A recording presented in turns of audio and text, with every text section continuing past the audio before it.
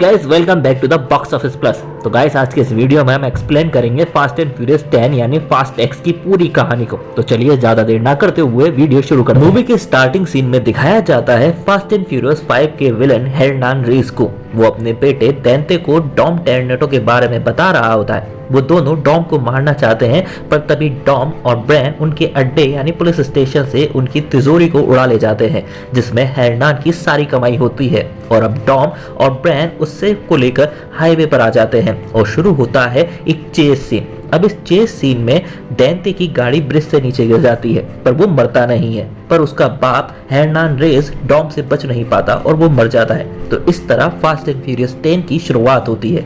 इसके बाद दिखाया जाता है डॉम को, जो अपने बेटे को कार चलाना सिखा रहा होता है। डॉम कहता है, तुम में बात है बेटा, देखो कोई फिनिशिंग लाइन से शुरू नहीं करता, तुम्हें भरोसा रखना होगा, डरना कोई बुरी बात नहीं है, कभी कभी डर आपको बहुत कुछ सिखाता है। चलो, ग्रेट ग्रैंडमा तुमसे मिलने आई है।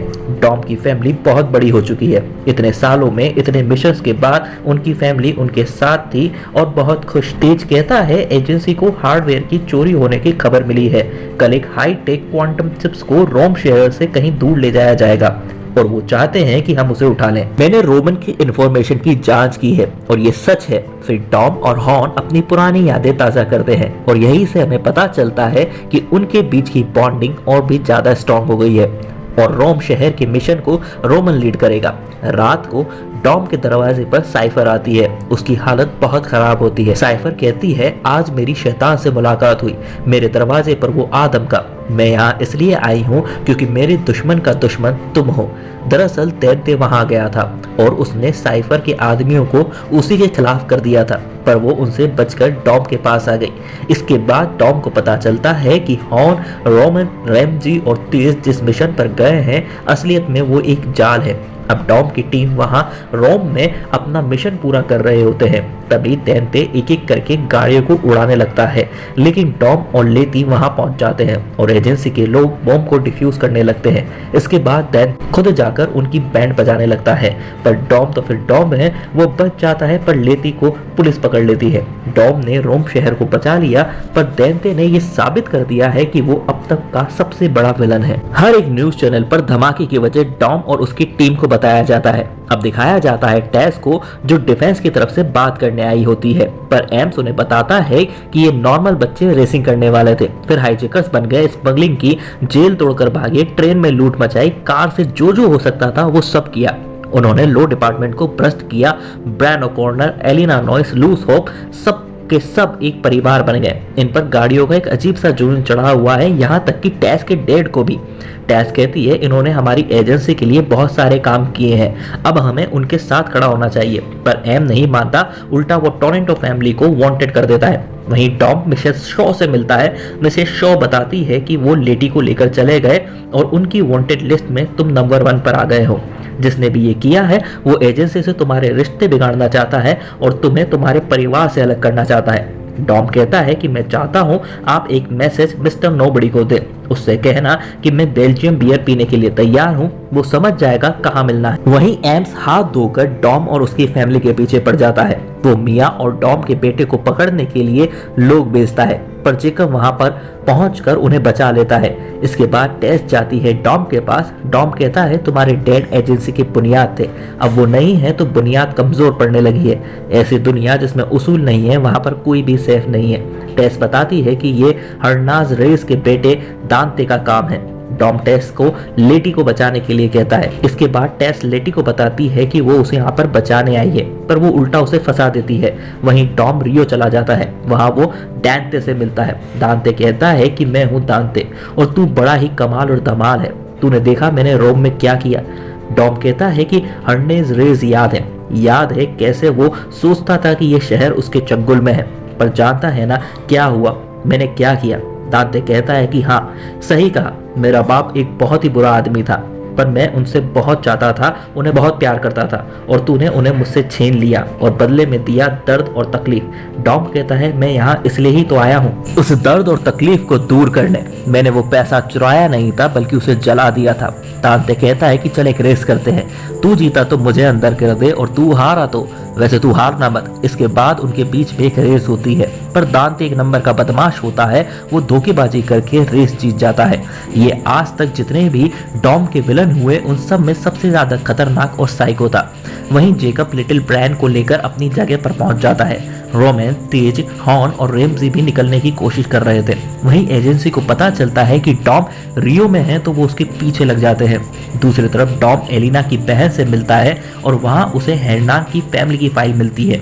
वहीं लेटी और साइफर वहां से निकल रहे होते हैं, पर दोनों आपस में ही लड़ने लगती है। दोनों जबरदस्त फाइट करती हैं, मतलब कांच तोड़ फाइट। दूसरी तरफ हान और बाकी सब शॉ के पास चले जाते हैं। वो दोनों मिलते हैं, तभी वहां पर एजेंसी के लोग आ जाते हैं, पर वो सब मिलकर एजेंसी के लोगों का बैंड बजा देते हैं। वहीं तांते टॉम को फोन पे कहता है, तुम्हें ये जगह कैसी लगी?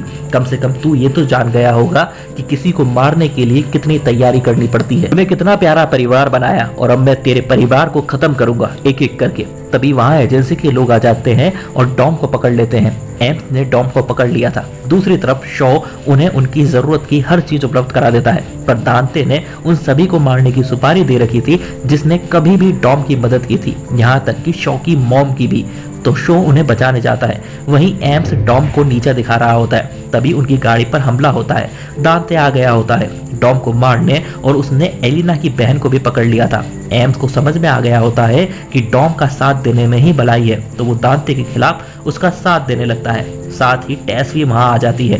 दांते पकड़ा जाता है। इसके बाद डॉम दांते को फोड़ने लगता है, पर दांते बहुत शाना था, उसने टेस और एम्स पर गोलियां चला दी और वहां से वो खुद निकल जाता है हेलीकॉप्टर में बैठकर और डॉम के बेटे को मारने चला जाता है। वहीं जेकब डॉम के बेटे को अपनी लोकेशन पर ले जाता है और बाकी टीम भी उसी लोकेशन पर आने लगती है। दांते के लोग डॉम के बेटे को वहां मारने पहुंच जाते हैं, पर जेकब उसे बचा लेता है। लेकिन वो लोग बहुत ज्यादा होते हैं, पर तभी वहां पर डॉम फिजिक्स की माँ बहन एक करके प्लेन से गाड़ी लेकर कूद जाता है, पर दांते भी कुछ कम नहीं था। वो डॉम के बेटे को पकड़ लेता है और जेकब उन्हें रोकता हुआ मारा जाता है।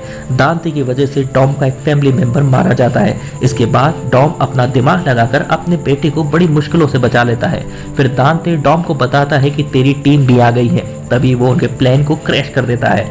उसने पूरी प्लानिंग कर रखी थी, क्योंकि एम्स भी दांते के साथ मिला हुआ था, पर डॉम अपनी कार लेकर ब्रिज से नीचे कूद जाता है और बच जाता है। लेकिन दांते आज तक का सबसे बेस्ट विलन है। उसने पूरे पुल पर बॉम्ब लगा रखे थे।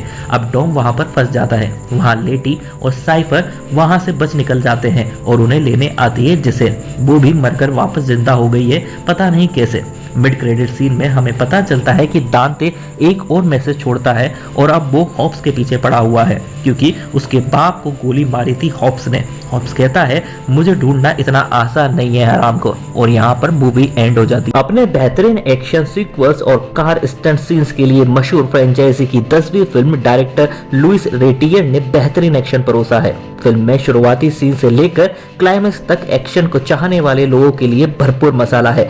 लेकिन अगर बात कहानी की करें और स्क्रीन प्ले की करें तो ये कई जगह पर हल्के पड़ जाते हैं। बावजूद इसके एक्शन सीन के चाहने वाले इसे भरपूर एंजॉय करते हैं।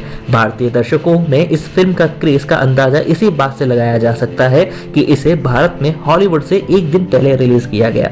विन डीजल बड़े पर्दे पर हमेशा शानदार लगते हैं, लेकिन अगर कहा जाए इस बार महफिल एक्वामैन के रूप में दर्शकों के बीच में पॉपुलर जेसन मोमोआ ने लूट लिया तो गलत नहीं होगा।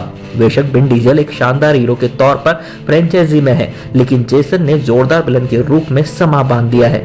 फिल्म में बाकी कलाकारों ने भी अच्छी एक्टिंग की है। कुल मिलाकर ये फ्रेंचाइजी के चाहने वालों के लिए एक अच्छी फिल्म है। रोम की गलियों को बर्बाद करते घूम रहे न्यूट्रॉन बम से शुरू होने वाली कहानी ब्राजील, पुर्तगाल, लॉस एंजलिस और दूसरे ठिकानों तक यूं पहुंचती है जैसे भारतीय पुराणों में नारायण नारायण करते हुए टाइम ट्रेवल करने वाले नारद। डॉम को अपने 8 साल के बच्चे को बचाना है। उसके मददगार साथी एक एक करके पर्दे से विदा भी होते दिखाई देते हैं, लेकिन फिल्म की शुरुआत में दर्शक जो देख चुके हैं उसके बाद उन्हें समझ नहीं आता कि इनके निधन पर दुख मनाए या ये उम्मीद रखें कि ये अगली 2 कड़ियों में फिर से प्रकट हो सकते हैं। हूवर डैम पर दिखाए गए विन डीजल के काल्पनिक क्लाइमेक्स के बाद भी फिल्म बाकी है। एंड क्रेडिट में सीक्वल का इशारा है और फिल्म फास्ट 10 को अभी कहानी का नहीं बस एक्शन का ही सहारा है। आई होप आपने हमारी बताई गई मूवीज की एक्सप्लेनेशन को एंजॉय किया होगा। और यार हमेशा की तरह क्वालिटी कंटेंट बहुत ज्यादा है और सभी को इसकी लाइफ में सेलिब्रेट करने के लिए आप हमारे इस चैनल बॉक्स ऑफिस प्लस को सब्सक्राइब करके बेल आइकन जरूर दबा दीजिए। सभी हॉलीवुड और बॉलीवुड मूवीज और वेब सीरीज के इंटरेस्टिंग फैक्ट जानने के लिए आप हमारे बॉक्स ऑफिस प्लस के इंस्टाग्राम और फेसबुक के पेज को फॉलो कर लें। कुछ भी रैंडम देखने के लिए आप हमारे इस वीडियो को देख सकते हैं। Thank you so much, love you, take care, bye bye.